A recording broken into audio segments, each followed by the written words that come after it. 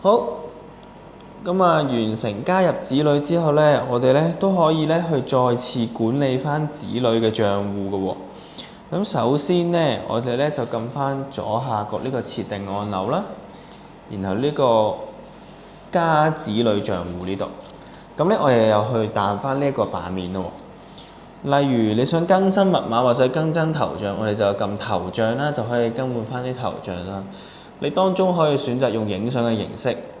用喺相冊入面平時同佢影嘅一啲家庭生活相嘅形式都可以 upload 上去上載上去嘅。或者咧，你亦都可以咧喺呢個按鈕入面咧，同佢哋做翻一個更新密碼嘅設定嘅。但係咧，如果你想咧呢個帳戶有少少設定出現咗障礙，出現咗錯誤喎，想取消個設定點樣呢？咁咧撳翻呢個交叉掣，咁咧就可以取消翻相關關聯嘅子女啦。